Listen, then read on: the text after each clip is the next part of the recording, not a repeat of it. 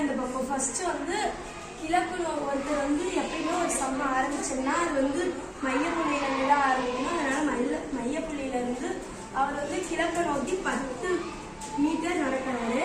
10 metre நீங்க போட்டுக்கணும். அப்புறம் அவர் வந்து அங்கிருந்து இடதுபுறமா திரும்பி 7 மீட்டர், இடதுபுறம்னா மேல் நோக்கி 7 மீட்டர் நடக்கிறாரு. அப்புறம் அங்க இருந்து 8 மீட்டர் வந்து வலதுபுறமா திரும்பி போறாரு.